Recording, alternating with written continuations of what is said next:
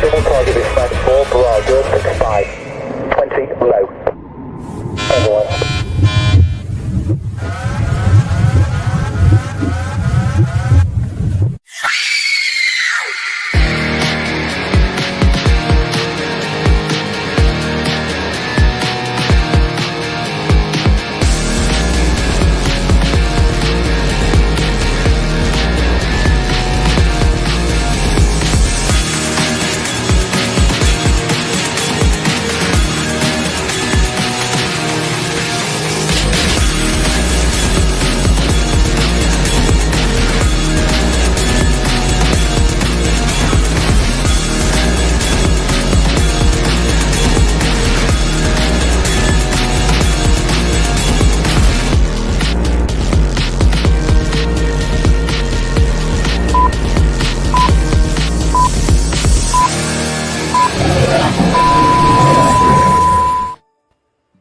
Hello, everybody. How are you doing tonight, ma'am?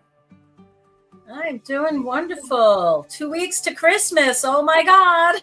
Oh, I know, right? And there's no place I'd rather be than doing this right now. It definitely resets me back on the right path here. How about yourself? How are you doing? It's snowing where I'm at. Oh, me too. Up here in Wisconsin, it's snowing too. not big, just little flakes, but a few. It's going to get wicked cold tonight, though. This a little Arctic thing is coming on down through Canada, coming to get us. It's going to be weird cold. Yeah, right. Hello, Yeah. Amy, Roger, a little twisted. Hi, guys. Nice to see everybody here. Thanks for tuning in. Yeah, it really is. Oh, winter night. Yeah. So yeah, I was watching part of the intro there, and that part where the lightning bolts are coming down and the person's standing there. It reminded me of the old show Highlander. When I was a little younger, I used to watch that show. There can be only one, and they would always have all these great lightning scenes when they would be dueling and doing each other in there at the end. But it was for some reason it reminded me of that, and the part that I always liked about Highlander was the whole premise of being immortal, and it really talked to our souls and the oneness of our souls and what continues. So I was like, it just struck me this time that I was watching the intro, because you always surprise me with a different intro almost every time. So I was like, what's it going to be this time? right. We're working on some more. We've got some more in production. It's just we've been so busy. Fun. Yeah. So, No, it's definitely good. Definitely good. But as I was sharing with you earlier, it's been an interesting couple of days for me dealing with pain. And one of the things that I was thinking about sharing with everybody was, we have a choice when we're dealing with pain. We can either kind of flip it around for the gratitude of, oh, wow, what a difference it is when I'm on certain medications than not, because I'm having a small procedure done tomorrow, and I had to get off of all the anti-inflammatories that I had been taking for years. And, when you take something every day for a number of years, you kind of you're just used to it. Your body gets used to it. And, you don't think much about is this really helping? And then you stop taking those little suckers and, oh man, I am feeling things in parts of my body that I'm like, oh, dang, that's sore and ouchy. Oh, well, thank you, little Tristan. I appreciate that. Yeah. So I was thinking, I'm limping around more than normal, and I was not sleeping well. And so I took a nap the other day, and I actually missed an appointment for the first time in my whole life. I'm like, oh my gosh, I was just so out of it because of pain. And I thought, I need to have a lot more compassion for people that are dealing with chronic pain that medicine can't help. Because I've been dealing with chronic pain that medicine can help. And so for the most part, I manage. But boy, oh boy, it just opened my heart and my mind to just want to send prayers and blessings to anybody out there who is dealing with chronic pain, whether it's emotional pain or physical pain or spiritual pain. If you're dealing with that and you can't get relief, my God, my prayers and are definitely going out to you, and hoping that some relief will come to you, especially during this time of year, when the blessings should be coming through, and we're really looking at the veil being thinner and focusing on the feelings of brotherhood and sisterhood and fellowship with one another. That's one of the nicest parts of the holidays. And I know we talked about that before, how it kind of helps us remind us of how we should be all year round. But, we take what we can get, right? So even if it's only a month or so that everybody is filled with that brotherly love, at least we got that going for us. So Right. Absolutely. yeah. So that's kind of what I've been dealing with. And also just busier than busy. This time of year is just with just normal work, of course, and then getting ready for the holidays. And I love the holidays. I love all the fun parts. I love putting up the Christmas lights, and I love, shopping and finding the perfect gifts for the loved ones I'm going to give things to, and wrapping them up. And, that whole preparation to me just reminds me of a lot of the fun and the love, and just imagining all the good times we're going to have, over the holidays. But boy, the practicality of this time of year, and I appreciate any of y'all that have tuned in today, because I know how busy this time can be. It's almost like, wow, the days go flying by, the hours go flying by, and you're like, that to-do list doesn't seem like it's getting a heck of a lot shorter. And yet, we manage somehow. And then I also stepped back and I thought, well, I know it's corny, but it's like, what's the reason for the season? And whatever the season is. So whether you are of the Jewish faith and you're getting ready for Hanukkah, or if the Muslim faith and getting ready for Ramadan, or if you're the Christian faith and getting ready for Christmas, or I guess it's African Americans getting ready for Kwanzaa, right? It's all these holidays all hit within the same month or so. So what is the reason for the season, right? There's the wonderful food, and there's the wonderful decorations, and there's the family and friends that gather, and there's, gift giving and card sending and all that kind of wonderful stuff to set the tone. But what is the reason that we do these things, right? And sometimes if we I love Charlie Brown. Yeah, me too, guys. Oh my goodness. That's definitely from my childhood, and those little scraggly old trees that he used to find and decorate. And let us not forget Snoopy's house with his lights on it. Boy, I love that too. But the reason for the season, right?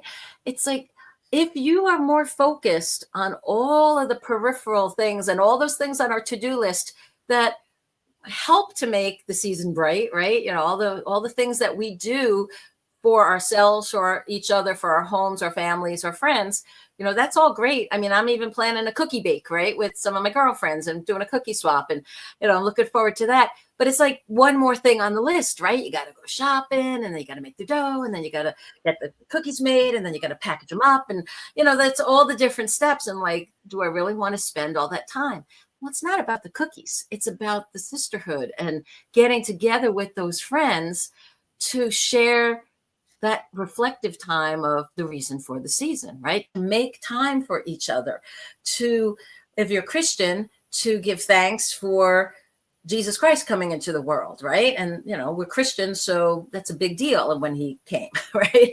And what he did, right? For pretty much every faith, when you have a holiday or a holy day and a celebration, there is some undercurrent of what makes this time special. Why do we memorialize it? Why do we commemorate it? Why do we take the time to celebrate it in the ways that we do, right? So I think if we take a little time to reflect on what's really important, it might help us look at our to-do list with eyes that can prioritize it and say, you know what? If I don't get to this and this and this and this until after the holidays, that's probably okay, right? There's certain things that, you can look at and say, don't try to do it all. Be kind to yourselves, have a little bit of patience. Think what you would say to your best friend if they were just saying, oh my God, I feel so overwhelmed. I don't know how I'm going to get it all done. Well, maybe you would question, say, well, do you have to get it all done?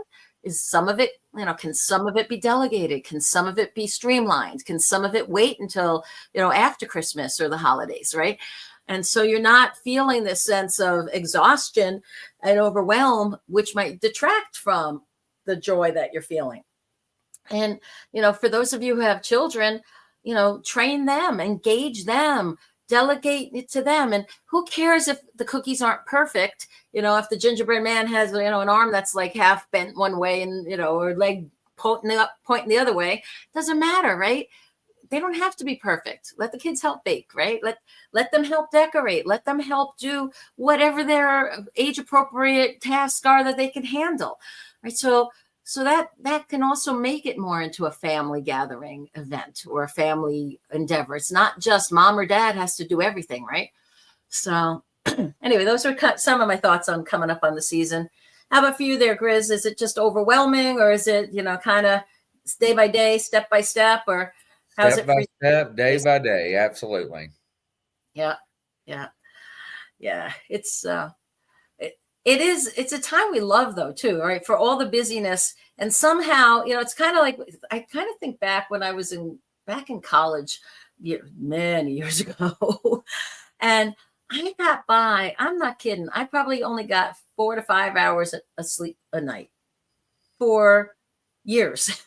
And I went to school full time. I had a couple of part-time jobs. I was involved with the players and the singers and different extracurricular things. I tried to, still be there for family and friends and social stuff.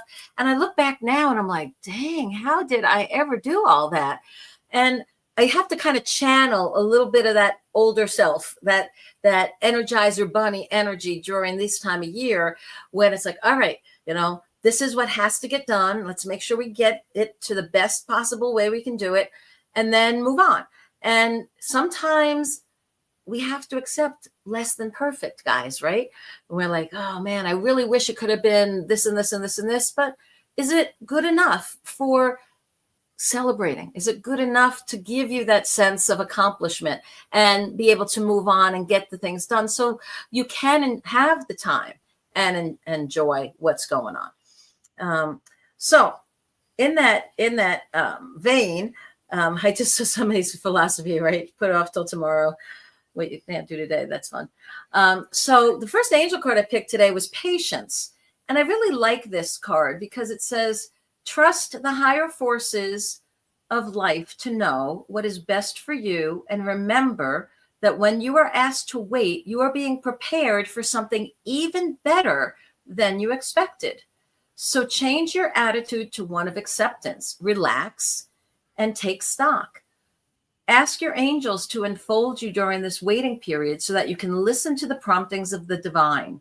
Don't rush off on some wild goose chase of your lower will. When the time is right and you are ready and refreshed, the next door will open. Patience is always rewarded, and all things happen at the perfect time. So that was a great reminder for me. And y'all know that if you've been tuning in from week to week here, that when I pick these messages, I'm asking Spirit for messages that would be relevant to us, whoever is tuned in and listening. So I guess that message of patience isn't just for me, of like, okay, it's all right. All things will happen in divine time. But for all of us out there that feel like, my goodness, that to-do list, how will we ever get it done? And Spirit saying, just focus on the things that are most important and just be patient, because when the time is right, everything will happen. Then the next two cards I chose were very much in alignment. One is the heart chakra card, and this is reminding us that love is the heart of the matter. And our heart is the center of our physical being that's attuned to love. And it's reminding us that it is safe for us to love and be loved, and to have an open heart as we go through our life. And then I picked another oracle card, and that was divine love. And so that kind of ramped it up to open yourself to the spark of light in the core of your heart, to totally accept the complexities of life and the simplicities of creation. Embrace everything and everyone. So those cards really got me thinking about the reason for the season, right? It's like, that if you think back to the coming of Christ for Christmas, and I'm going to speak about that most, since I'm most familiar with the history of that.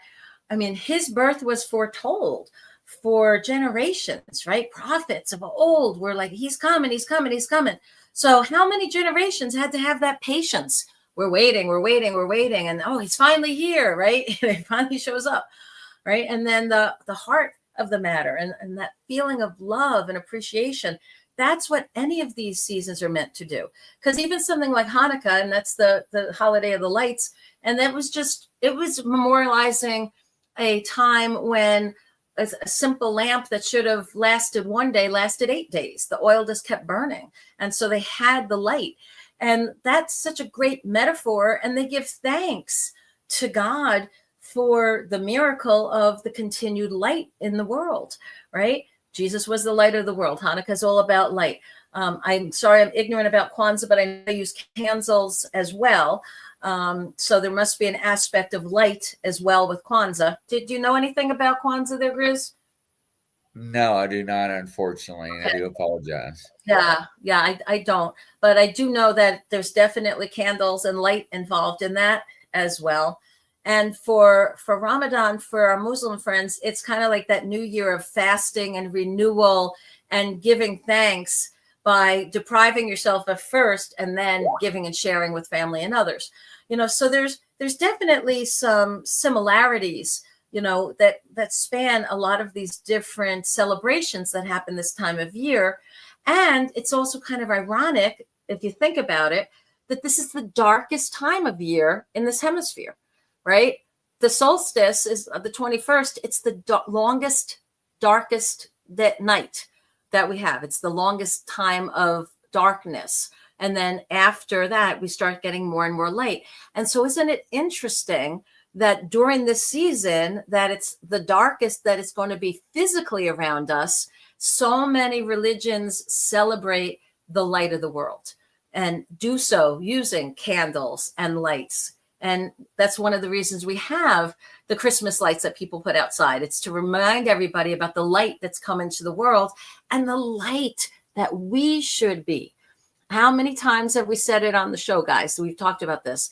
We need to be the examples. We need to shine our light and share our gifts and be that kindness and be that love, fulfilling purpose in the world around us, right? Shining our light however we can, right? So those kind of reminders, every time you see Christmas lights and you go, ooh, wow, pretty sparkly, right? I mean, some of them are amazing. Some of the displays people put out there, right?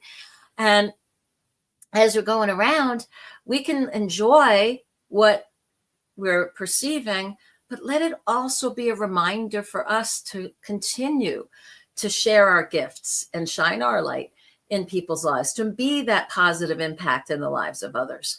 Make that choice. Advent, right? So the season is of that expectation. It's the preparing for the coming of the light and the savior, right, of the world. So those were the angel cards and oracle cards I picked. And then I picked a couple tarot cards for today. And just basically were like past, present, future, what's been going on, what's been happening. And so I laughed again. One of my favorite cards, of course, the 10 of Swords. And it's like, yes, ow, ow, ow, ow. It's like every part of my body hurts. I pick that card. I'm laughing. I'm like, all right, we got it. There's a lot of pain in our past, guys. We all have pain in our past. Some of it's physical, some of it's emotional, some of it's social, some of it's spiritual, right? Unfortunately, this world is not immune from pain, right? It's part of what helps us to grow and learn. And it's part of, it's part of what goes on here, to make sure that we're taking accountability and responsibility for the things in our lives. And then what should be going on now is the Ace of Pentacles. And this is a card that talks totally about balance and balance in our life when it comes to our finances, our health, our relationships, our spirituality, and our time. And so it's so easy this time of year for this card to get all sideways, isn't it? Right? Or even upside down. We just feel like, oh my God, it's like running around and having balance. The more we can take the time to create that sense of balance, the better off we're going to be. And then the last card I chose, which was leading towards the future here. And this is the King of Pentacles. And I like this card because it talks a lot about mentors and benefactors and benevolent beings that are in our life. So whether this is a loving father or father-in-law, a loving grandpa, a loving boss, a good uncle, big brother. The King of Pentacles usually refers to a benevolent male figure who is there to help us stay in balance and to really experience the richness in the quality of our life. And so keep your eyes open for who those kind of partners can be that show up in your future to help you be more of who you are meant to be. Somebody who can champion your gifts and your ability to shine your light in the world. Look for those people that encourage you, that are unconditionally loving and supportive, and will be those kind of cheerleaders for you going out there and following your dreams and pursuing the path of service that your soul longs to express. Because everybody has some part of their life that they feel like, I want this to be even more. I want this to be better. I want this to be bigger, brighter, share with even more people. When we're really loving what we're doing and enjoying ourselves and being that authentic self that people talk about, there's such a joy to that. We want to share it with others. We want to have as many people know us and touch us and interact with us because we're on a roll, right? We're doing what our soul longs to do. And so whether that is, if you're a musician and you're playing music, you're always looking for another venue and people to listen. If you are an artist and you're painting, you're looking for those galleries to show your work, right? So whatever your gifts are that you're sharing, know that there are people that will be supportive of you and encouraging you. Look for those trusted allies, those people that will go that extra mile because they believe in you. I had a grandma that was so unconditionally loving in that way. I remember many, many years ago, I got my massage license and certification, and my own mom was like a little prudish and she's like, nah. But my grandmother, who was probably at that time in her 70s, she was like, yep, I'll get on your table, just tell me what I need to do. And she was like one of my first clients, right? Once I got my license, and I was like, Nana, you rock, you're awesome, and she was like, well, if this is important to you, dear, and it's important to me, and she was just so unconditionally loving and accepting of whatever I was doing and interested in whatever I was doing. And so be that for as many people as you can be, and look for those kind of people to support and help you shine your light even brighter. And then the last thing I wanted to share, as far as things that I picked ahead of time, was I went to my book, Portal to Potential. It's on Amazon, y'all. Go check it out when you get a chance. And I cracked it open, and this seemed really appropriate for what I've been going through. So I imagine it might be timely for some of y'all as well. So it says, ask for help when you need it. Be honest with yourself and with others. Know that part of the reason that we live in a society and community with each other is because we were never meant to go through life alone. We are supposed to be here for each other. Pain is sometimes a message to do something different, to start something new, or to stop doing something which is no longer useful. Remember the importance of self-care.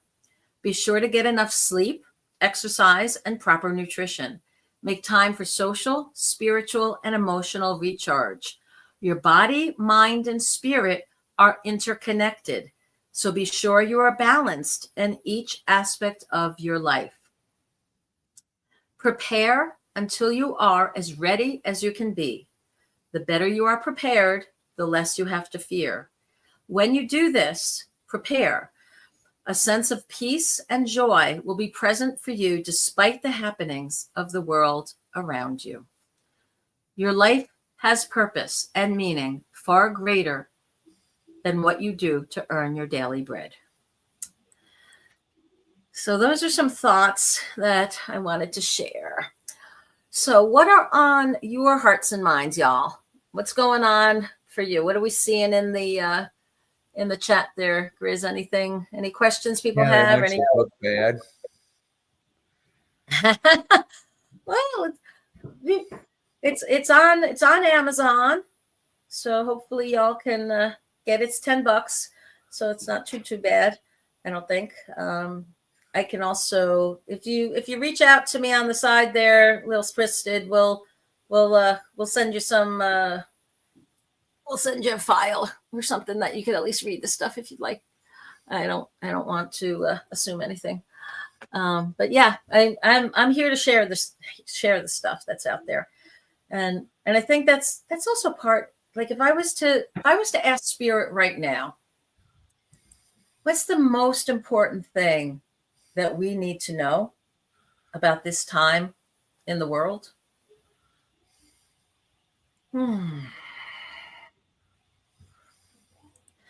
What I feel coming through and I hear coming through is a sense of we are not alone. We have so much that is going on around us that makes us feel out of control and maybe not alone physically, but maybe alone with everything that is happening. It's like we don't feel as seen or as heard or as recognized, right? As maybe we could or should with each other. And so this feeling of we're not alone, I feel so strongly the presence of angels this time of year. I know that there are benevolent beings. We've talked about this, whether they are interdimensional beings that are angels or aliens or guides or loved ones in spirit.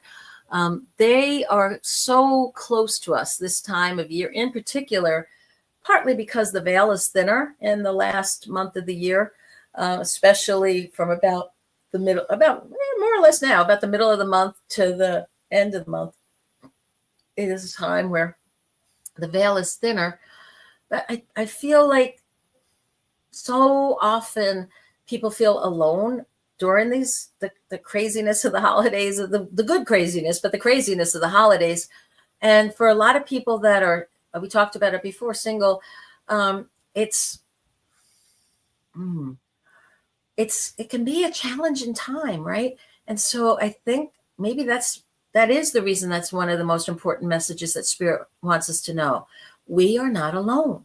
So in those moments when there's all this joyful celebration and busyness and preparations and stuff happening all around us, if we have moments where we feel like that's not me, I'm not part of that, I'm alone, Spirit is telling you, no, you're not.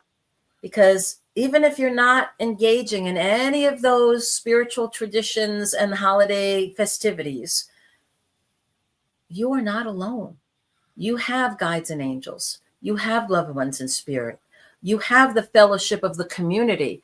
And whether it starts with the Bigfoot community or the broader spiritual paranormal community, or whether it is the community that you live in, you are not alone unless you choose to be, right?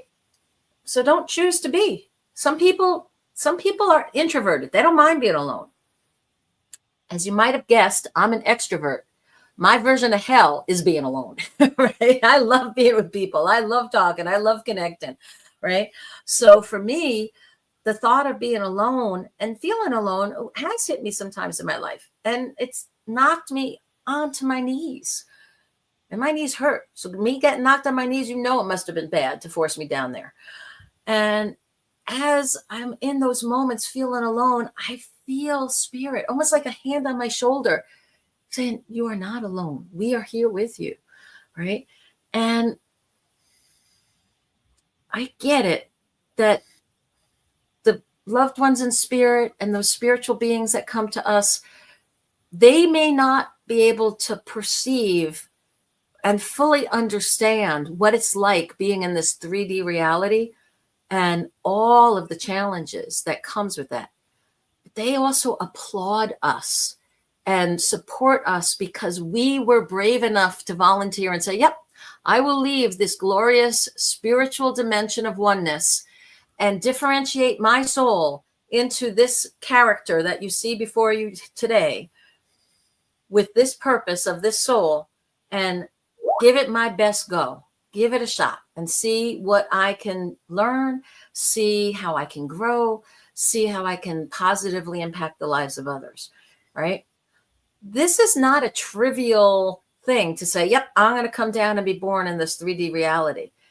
This is a challenge. And so part of the reason we have these teams in the spiritual dimensions with us is because they know this was no light undertaking. This wasn't like, I think I'm trying to figure out, let's go to IHOP for breakfast, It's like, no. This is taking on a challenge. And we also chose the veil of forgetfulness. So we don't even remember how glorious our soul is and our spirit is.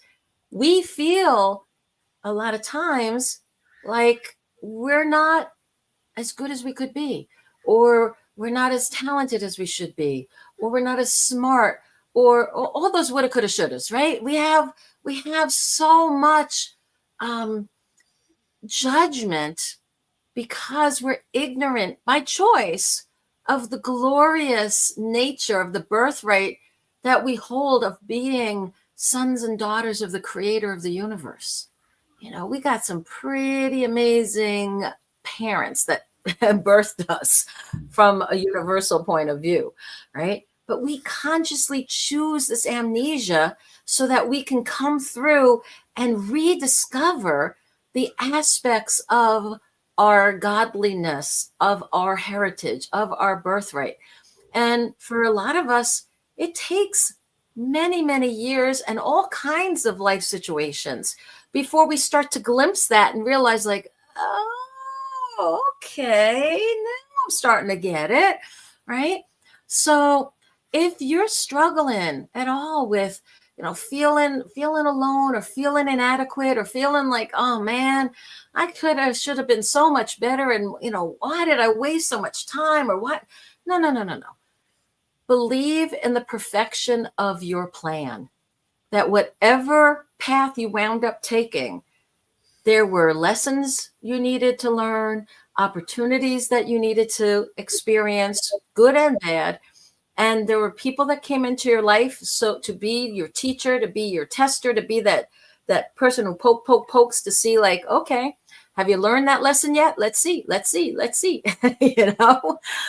remember a friend of mine saying once, whatever you do, don't pray for patience. And I started laughing. I said, yeah. She said, oh yeah. Because if you pray for patience, you're going to get everybody and their brother pushing your buttons. So I'm like, all right, thanks for that. I will definitely not pray for patience. But it's like, be careful what you ask for, right? So for even those things you ask to be better, well, what helps us be better at some of those things are the challenges that show up in our lives. So, celebrate your victories, claim your gifts and the powers you do have, right? You celebrate that part of yourself. And be patient and loving and kind with yourself on any parts that are still less than best. Because you know what? We're all a work in progress, guys. There is nobody that's perfect. I mean, there's some people that you look at and you're like, wow, that person is pretty damn good, right? They're like, wow, if there was perfect, they're pretty darn close, right? We get that.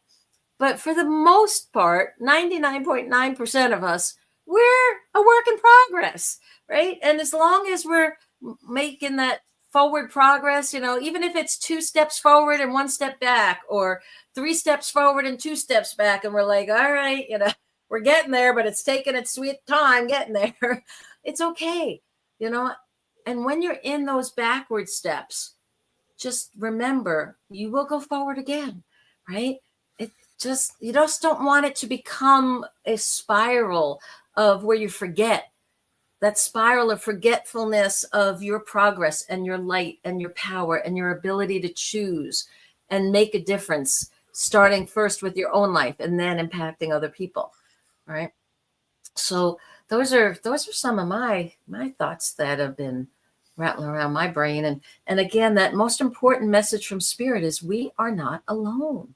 We're never alone unless we really want to be, right? And you want to tune out the world and go into go into the cave, right? Go into your cave and and, create, have that downtime, or use that time to download and to create whatever you need. Sometimes we need both that in-breath and out breath, right? So it's okay to have that. But if you're feeling like you're in a place you don't want to be, figure out how you can move. If you really don't want to be in that cave, okay, get your sunglasses ready and go step outside and see what path calls to you. And if you're afraid to go outside, call somebody to come and get you. Right? We all have somebody, right? There's always somebody you can call. We all know somebody somewhere, right? Even if most, like in my case, most of my family's on the other side of the veil. There's very few physical people I can call up on the phone these days and say, hey, I need you. Can you get over here? ASAP. But yeah, absolutely. There's always some. And in this case, I've made some friends here in Wisconsin. I made some friends from church. I made some friends from a singing group I was with, and so some of those people now have become like family, right? But we have to work on relationships. We don't just say, oh, well, everybody's dead and I'm alone. And well, I guess I'm going to sit here now and just be alone. Well, that would be silly, wouldn't it? We have to also figure out, like, all right, if what I want and what I need for myself is to have some interaction with people, then I have to sometimes be the one to pick up the phone or to reach out or to even let somebody know, hey, I'm kind of lonely right now. I'd love to go to a movie. Would you like to come with me? Or just reach out to somebody, say, hey, do you have a day next week where, we could get together for lunch or whatever, right? So sometimes we have to be proactive, but we have to know that we're worth being proactive about, right? How many of us sat there, and I was guilty of this years ago. I sat there feeling unworthy. I just wasn't good enough. Nope, wasn't good enough. I wasn't pretty enough. I was always smart, but I wasn't popular, and I wasn't pretty, and I wasn't all the things that, all the popular kids were. I was very poor growing up. I didn't have a lot of nice clothes or nice stuff, right? Okay. I felt like I wasn't worthy, and so I didn't reach out. But you know what? Grandma, God bless her, she was the one, because she believed in me so much. And that's where I'm telling y'all, look for the people who'll be that light to you. And please, for the love of God, be that for somebody else. See each other, see those friends and family, and be that light for that person, and let them know their worth, because everybody has value. Everybody has worth. I don't care who you are, and whether you have to dig deep and peel off layers of crud to find it, right? There is value in every one of our souls. We are all made of the same stardust, and we've just created it in a different form. So when we get down and strip it down to its basic elements, we all have that beautiful atomic energy, right? That beautiful birthright of being formed and made by a creator, a source. We're part of that. We were made by that. So we can't be garbage. We can't be unworthy. We can't. It defies the definition of who we are at the core of our very being. And it would negate the bravery and courage we showed when we chose to be born and come into this 3D dimension to start with. We are the rock stars and heroes of the spiritual world because we volunteered to come to planet Earth and be born and go through this craziness, right? We are that. So we have to kind of remember, for all of our shortcomings and our failings and the places in our life where we should have, could have thought we'd done better. We wished things would have been different. Okay. But you know what? We each have something of great value. We have a gift. We have a personality trait. We have an ethic. We have some ability to share, communicate, have compassion for, be empathetic with, connect with each other in some way that is unique and beautiful to each one of us. So the more we look for that, and whether it's that twisted sense of humor, right? Or that funny way of looking at things that, people are like, boy, she's quirky as hell, but I like that quirkiness, right? Whatever that is, you just own that good part of yourself. And the other parts that you don't like, just work on them. Like I said, we are a work in progress. All of us are. None of us are perfect. And if you think you're perfect, I bet you some one of your friends or family members could point out at least one place that you could use a little bit of finesse or a little bit more perfecting. I love when I heard how Michelangelo created his masterpieces. He said he started with that block of marble.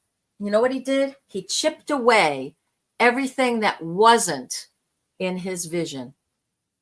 Isn't that amazing? He held that purity of the vision of the finished, perfected product in his mind. What was that masterpiece going to look like? And he chipped away everything that wasn't that. Now, if that's not a metaphor to how to live our lives, I don't know what is, right? I mean, think about it. We all have an inner vision of the person we want to be, the best version of ourselves that we are becoming, that we just aren't there yet, right? We're the hero of our own hero's journey, right? So we're somewhere along that path, and we have this vision in mind of someday, this is how I want to be in the world. I'm just not there yet. So what if, like Michelangelo, we started chipping away at all the things that wasn't that? And here's the other thing that's interesting. Everything that he was chipping away was still marble. It still had value. It just wasn't in alignment with the perfected vision of the being that wanted to emerge, that we were becoming, but just weren't yet. So it's not saying like, oh, we're chipping away all the, from us. It's still marble. It's still something of value. It's just not what we want as we're going forward in our life. And so think about that as you're trying to make improvements. One of the things I loved, we're working for a corporation for as long as I did, we had a philosophy of a continuous improvement loop. And so you would do the best you can, you do your job, then there'd be a review, and you'd kind of think, okay, what did I do good? What could I have done better? What did I mess up on? What could have made that better? And so as you go forward, you just get better and better and better because you are taking the time to very honestly look at, what am I doing right? What could I be doing better? And making the choice to improve. And again, it's not like a snap your fingers or, genie blink her eyes or, fairy godmother hit you with the magic wand and it's done. It's a process. But if we keep our awareness for as much as we can, because again, we're human. And what's part of being human? We get distracted. Oh, shiny. Oh, what's that? What's that over there? Right. So we have the best intentions of staying focused and getting it done. And then another couple of weeks go by and you're like, dang, I meant to do that 2 weeks ago. How did I still not get that thing done? Right. But you remembered. So when you remember, take a step in the direction of getting that thing done. And little by little, it'll happen, right? But we just have to be kind, like I said in the beginning, be kind with ourselves, be loving with ourselves, but keep in mind, I believe it was Stephen Covey who had in one of his 7 habits of highly effective people, one of the first things was begin with the end in mind. What does that mean? It means before you do anything, know where you're going, know what you want, know it. And you know what? If you know what you want, that also means you know what you don't want. So maybe it's easier to just start getting rid of the things you don't want and creating the space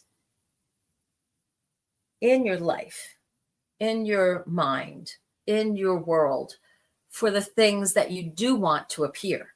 Because if your life is filled with all these things you don't want that aren't working for you, there's not room for all those blessings and good things to come in. I was working with a client last week and she was describing her relationship with the person that she lives with, and I just a little shocked at how the horror she was describing, and some of the boredom and horrors, but there wasn't a lot good that she was describing about this relationship. And I'm like, so let me ask you, like, is this really what you want?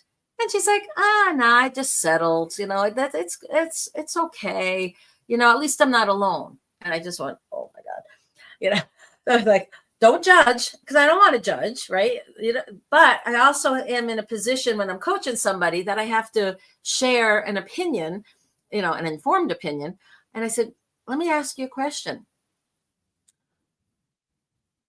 How will the person that you hope and want to come into your life ever find you if there's already somebody in your bed or in your home? That's not who you want. And she kind of stepped back and she said, I hadn't really thought of that. So now we have to look at making changes in our life and ask the question, are we acting from fear and making decisions about our life because, like, as in her case, she's afraid of being alone, or she's effectively alone and she just doesn't want to rock the boat and, create any chaos of having to move or whatever, right? But if you create that space, then you're able to have somebody else come in. You're never going to get what you want if your whole life is filled with stuff you don't want. So, and if you're afraid to let go of even the things you don't want because you're afraid you'll have nothing, and so I'd rather have something bad than have nothing, I would kind of ask you to step back and really ponder on that a little bit and ask yourself, is that what you would want for your son or daughter, or for your best friend, or for your mom and dad? If it's not for any of those people that you love and care about, why in the world would you want that for yourself? And that comes kind of circling back to that self-worth and really owning that birthright of being a son or daughter of the creator of the universe, that we came here to experience the best and brightest of what is possible for us. And if we are stuck in quicksand with all this muck around us, it is a noble pursuit. It is a noble pursuit to get yourself out of the quicksand, because we get this complacency sometimes and a familiarity of, well, at least I know what I'm in for here. It's good enough. It's at least I'm not alone. At least, and we rationalize. That word, rationalize, rational lies, lies, lies. You're lying to yourself and you're thinking it's making sense. Don't do that. You deserve to be happy. You deserve to make the changes in your life. And like I said, if you can't jump straight to what you want, at least start like Michelangelo did, chipping away at what you don't want, what doesn't fit the picture of the you that you're becoming, but that you just aren't yet. Something blew up. Okay, what are we talking about here, guys? Are we talking about like a boiler? Or are we talking about like bombs in the city? Anybody? I don't know. Something at Little Twisted's house. Well, Twisted, are you all right, dude? He's Yeah, I know, right? Okay. Yeah. So that's on the chat. We saw somebody talking about things blowing up. So let's all send a little prayer there and hope everybody's okay. My goodness gracious. Okay. Well, you know what? In this day and age, you just never do know now, do you? Right? There's all kinds of crazies and craziness around. And that's part of what we need to work at chipping away, right? We want to create a life where we cultivate peace and joy and the ability to share our talents and our gifts with each other and help improve people's lives. Okay. Thank you for clarifying. So it was somewhere in town. So let's all hope and pray that it was nothing nefarious there that got blown up. And we'll all check the news at some point there. But let's all say a little quick prayer that everything's okay and that it's just a transformer or something that can be fixed pretty easy. But anyway, so yeah, but blowing things up, sometimes. So that's an interesting segue there, Twisted. You got me thinking about, there's sometimes the universe blows stuff up for us because we're taking way too long to make changes, right? It's like, you know what? You've been praying for something to shift. And I'm guilty of this myself. I think part of the reason my marriage blew up is because I was praying for something else, but I wasn't willing to make the change myself. I had settled into, well, it's good enough. I love him, and this is okay. No, in hindsight, it really wasn't okay. It was me not being my best self. And I need to be my best self for my soul and for the work that I'm supposed to be doing out here in the world. So the fact that marriage got blown up, I wasn't happy about it at the time. I can see the wisdom of it now, a year and a half, almost 2 years later. I'm like, okay. Yeah, I was just dragging my heels. I wasn't willing to make any change, partly because I convinced myself. I took a vow and I was going to stick with that, through good times and bad. Okay, so there's a lot of bad to get through.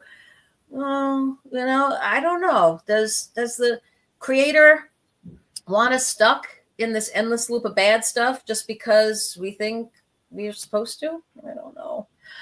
So I mean, it's a very personal decision for a lot of people, but I know I've coached women who were in abusive relationships and men who were in abusive relationships for years because they were like, well, it's okay most of the time and it's only bad once in a while.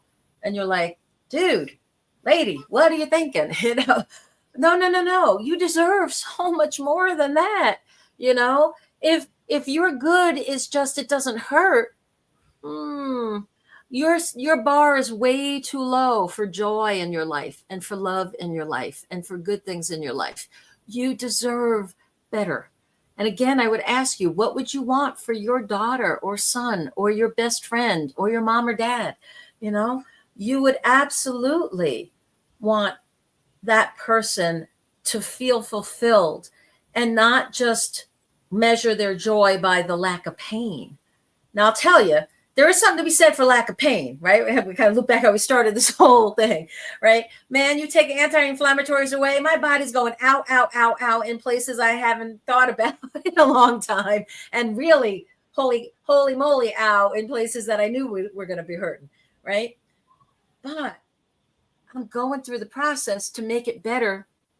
Hopefully tomorrow, the little procedure I'm having will make it better, that in time, absolutely, there won't be that pain, right? There won't be the pain because I deserve to not go through life having to be in pain and mitigating it with a handful of pills every day. Well, maybe not a handful, but you know what I mean, right? So we're very interesting creatures in how we will tolerate and rationalize and justify a certain amount of pain in our life and say, well, it's okay. Everybody has some pain.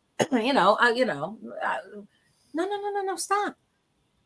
Chip away those things. We don't want that in our life. Find ways to chip away at the pain so that that masterpiece of you that's stuck inside that marble can come out. If we chip away little by little, all the things that are causing us pain, all the things that are not what we want, what are we going to be left with? What is inside this marble? What is in this life, this person that we've always wanted to be, that we're becoming, but we're just not quite there yet. It's a process. And as long as each day we're either taking that stride to get closer to that outcome or we're chipping away at the stuff that no longer fits, then we're doing our part. What we have to be so careful of is just normalizing and saying, yeah, this is good enough. That means you put the chisel down. You're not chipping away anymore. You're not working on it anymore. You've lost your passion. You don't care. And that that doesn't serve anybody. It certainly doesn't serve your soul or our soul or all of us together, because we're in this journey together. It's like somebody who's in the boat who puts the paddle down and saying, yeah, I don't give a damn where we go anymore. I'm not paddling.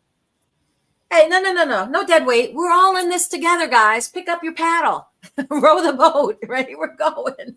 We're on this journey together, right? And help encourage each other to pick up the paddle, to make sure that you know where you're going, so that you feel good about any effort you're putting in as you're paddling your boat, right? I love that that's one of the songs that we all learned how to sing in camp, right? And harmonized with the row your boat in there. Because even if you're going at your own pace at your own time, we're all rowing that boat. We're all going down merrily down the stream, right? So anyway, what kind of thoughts you have that you'd like to share to kind of end tonight, Grizz? Or is there You anything? covered everything. It's been wonderful. Oh, thank you. It's, I'm so grateful. I want to end with talking about this gratitude again, because even it's so easy to get wrapped up in the minutia of the day, or the pain in our life, or the things that we're struggling with, that sometimes we forget just to step back and say thank you.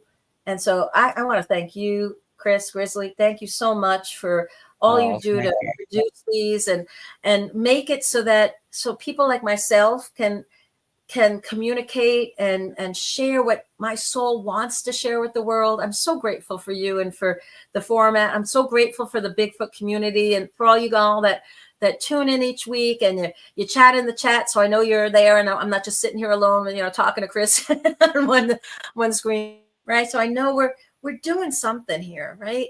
I'm so grateful to be able to be even just alive in this time that is so incredibly complicated and filled with technology and stuff I can't even begin to understand. Well, this AI stuff, oh my God, like mind blown. But it's fascinating to be part of a time where there's so much change and advancement, as well as contention and craziness and life changes and world changes and stormy weather and you name it, right? It's so interesting to be alive during this time and to be able to make the choice to be a service, to be able to be a light in dark places and during the darkest time of the year, to shine our lights brightly for other people, to be of service, to be that act of kindness, be the person you always wanted to be. Even if you feel like you're faking it for a little while, just try it on. Be that person. Be that person you always hoped you could be. And then be a little bit more until it becomes second nature. And instead of the person you want to be, it's the person who you are, who you have become. Let that be the gift that you give to yourself this season, right? To just take that time and be that unconditionally forgiving and loving with yourself and doing your very best to be a positive force for good in the world and make a positive difference in the lives of every person that you touch as you go along the way. I hope you all have a great, wonderful week. I think next week, we're still on next week. 2 weeks from now, we won't be on Christmas Day, but we will be on next week, and we'll be on the week after. So y'all spend this next week, stay warm if you're in a place that's getting frigid cold, and drive safely with all the snow and crazy weather, and be real kind to yourself, chip away. It's okay. Little by little, we're going to get there. We're going to get there together. And if you are one of those people that are feeling alone or overwhelmed, please do reach out. There are so many people around you that love you and care about you and that want to be there to help you. They just don't know what's going on unless you let them know. All right. Are you on later tonight again, Grizz? What is 9 o'clock? 9 o'clock. All right, y'all.